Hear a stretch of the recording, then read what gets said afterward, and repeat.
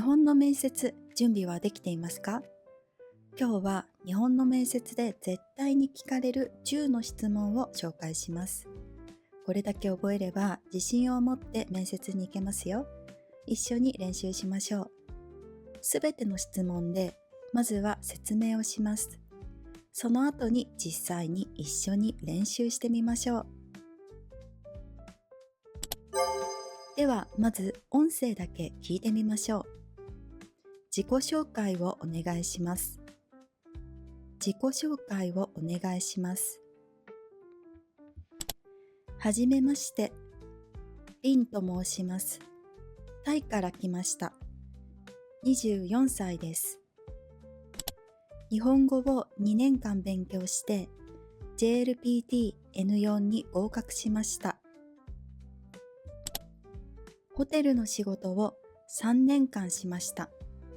日本で働くことが夢でした。本日はよろしくお願いいたします。これは最初の質問です。必ず聞かれます。まずは名前、出身国、日本語のレベル、働いた経験、熱意、最後に挨拶をします。だいたい30秒から1分ほどに収めましょう。では一緒に練習しましょう。私が面接官役をします。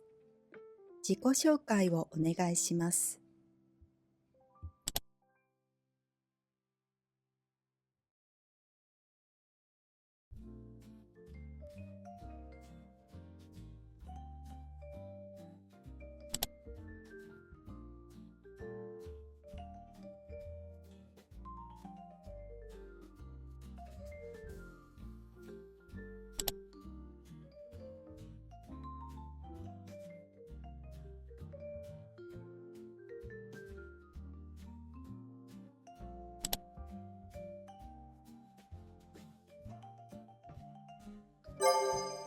では、音声だけ聞いてみましょう。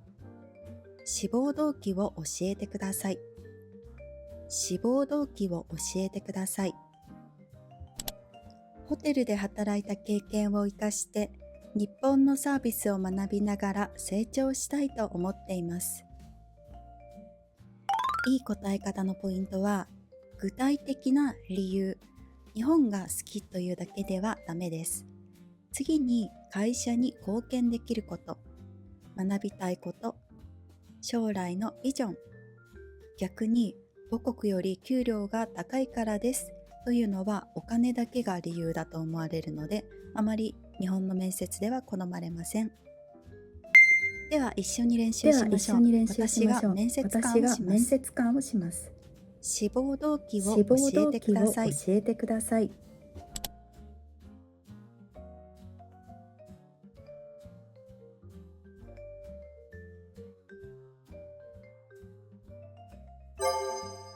これまでどんな仕事をしていましたか？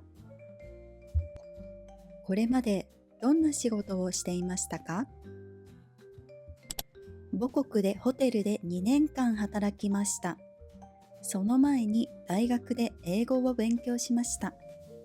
良い接客や丁寧なコミュニケーションを学びました。答えるポイントとしては、会社の種類、どんな会社か、仕事の内容、勤務時間、チームワークの経験があるかどうか、成果、例えば何を達成したかなどを伝えると良いでしょう。便利な表現も紹介しますね。主な仕事は何々でした。何年間働きました。何人のチームでした。やりがいがありました。などを使ってみてください。では練習してみましょう。これまでどんな仕事をしていましたか？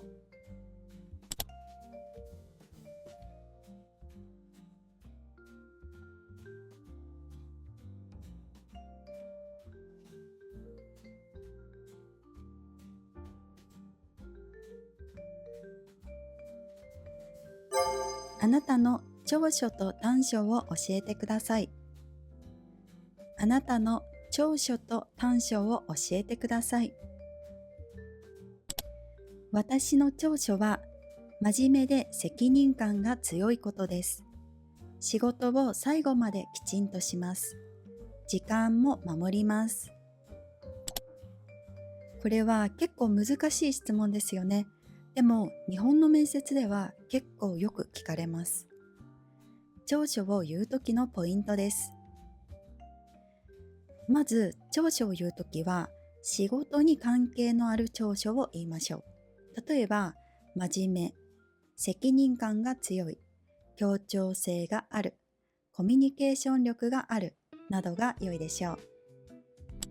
次に短所にもポイントがあります。まずは正直に言うこと。でも深刻すぎないものがいいです。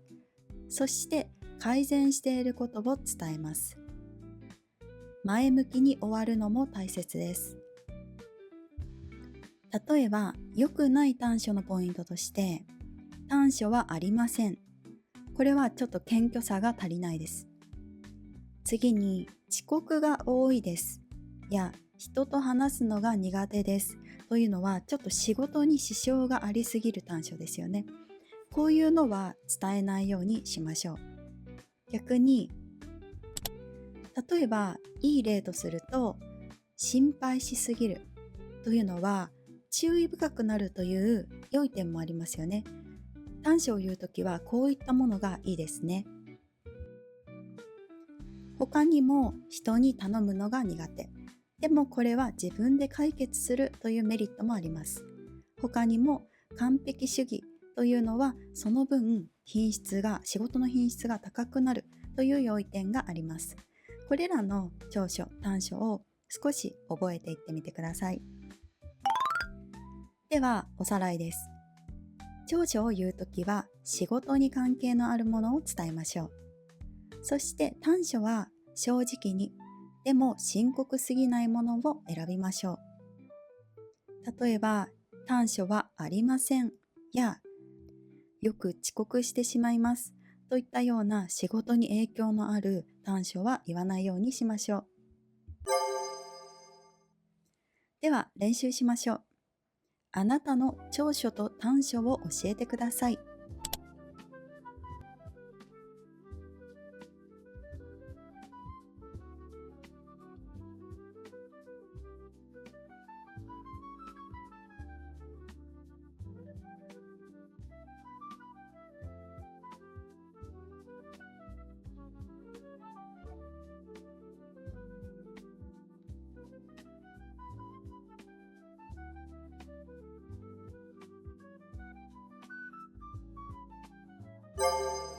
日本語はどのくらいできますか？日本語はどのくらいできますか？ JLPT N4 に合格しました。日常会話はできます。でもまだ敬語が難しいです。毎日日本語を勉強しています。仕事をしながらもっと上手になりたいです。これは完璧な答え方ですが、ちょっと長いですね。簡単なバージョンもお伝えします。JLPT N4 に合格しました。日常会話はできます。仕事をしながらもっと上手になりたいです。これで十分です。答え方のポイントとしては、具体的なレベル、例えば JLPT の何級かを伝えましょう。他にできること、難しいことも正直に言います。努力をしていることを伝えるのもいいですね。例えば毎日日本語の YouTube を見ていますとか、日本語を毎日漢字を一つ覚えますなどもいいと思います。何より大切なのは熱意、前向きさだったり、もっと学びたいという気持ちを伝えることが大事だと思います。では練習してみましょう。日本語はどのくらいできますか？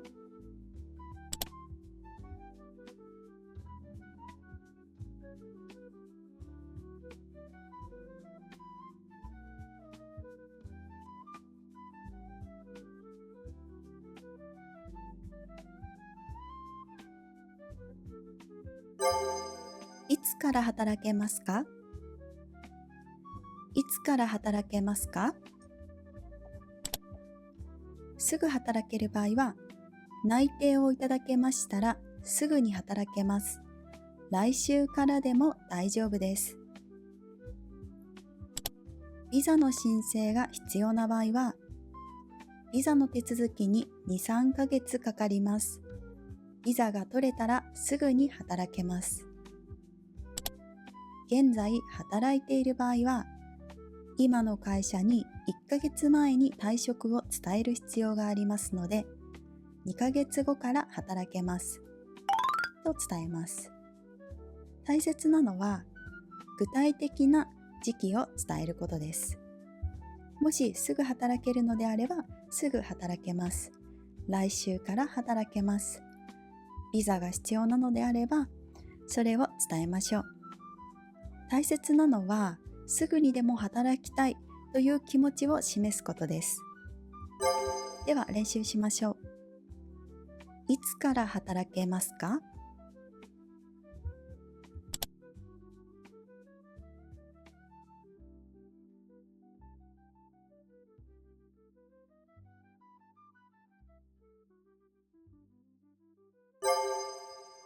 残業はできますか？残業はできますか？残業できるときの答え方です。はい、残業することができます。必要なときは残業しても構いません。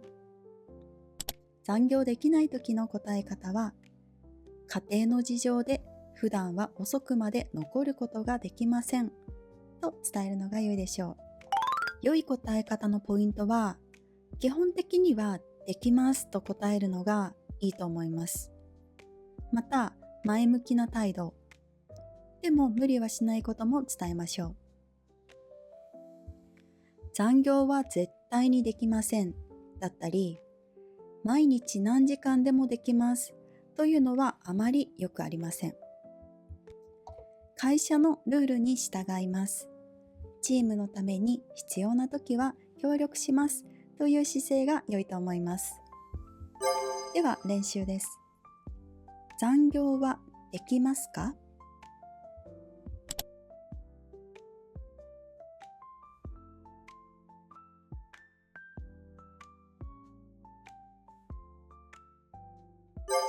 お給料の希望はありますか？お給料の希望はありますか？安全な答え方としては、御社の規定に従います。経験や能力に応じて適切に評価していただければと思います。希望がある場合は、前職では月給25万円でした。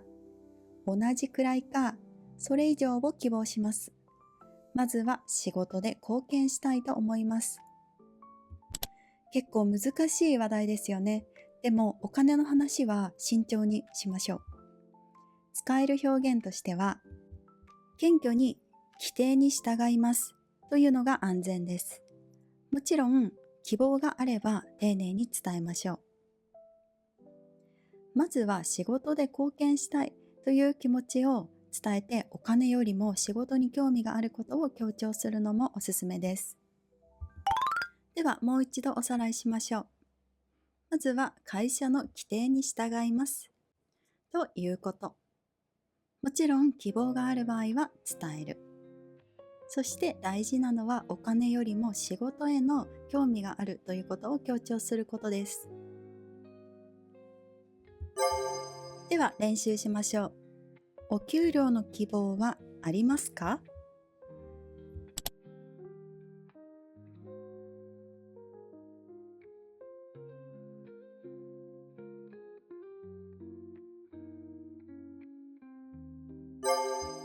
困難な状況をどう乗り越えますか？困難な状況をどう乗り越えますか？冷静に状況を分析し、上司や同僚に相談します。以前問題が起きた時もチームで協力して解決しました。その経験を日本でも活かしたいです。これもちょっと長いですね。もしこんなに覚えられないということであれば、冷静に状況を分析し、上司や同僚に相談しますだけでもいいかもしれません。では、良い答え方のポイントです。まず、落ち着いて分析。相談一人で抱え込まない。協力、チームワークを強調。具体例で実際の経験を話す。その経験から何を学んだかを伝えると良いでしょう。チームワークで協力したということを入れるといいと思います。では練習しましょう。困難な状況をどう乗り越えますか？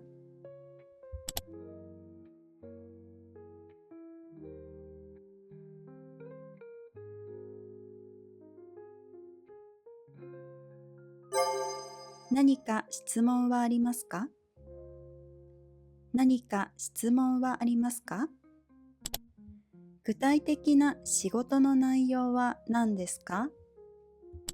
一日のスケジュールを教えていただけますか？新しい社員のための研修制度はありますか？チームは何人ですか？外国人スタッフは何人いますか？キャリアアップの機会はありますか？これは逆質問という質問でとても重要です。何かを必ず質問するようにしましょう。質問はありませんだと興味がないと思われてしまいます。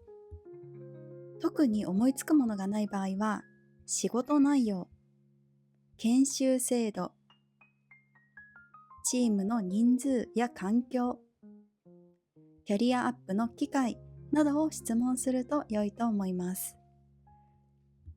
あまり良くない質問としては、休みは何日ですか？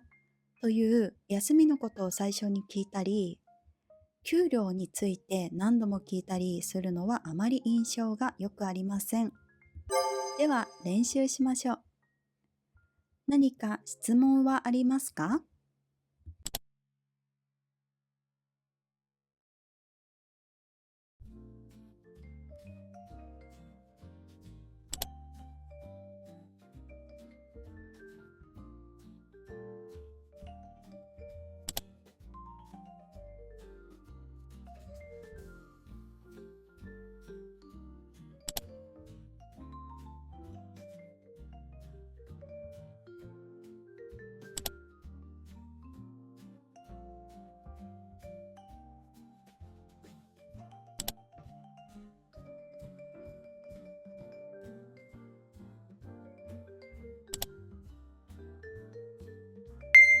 では本日のまとめです。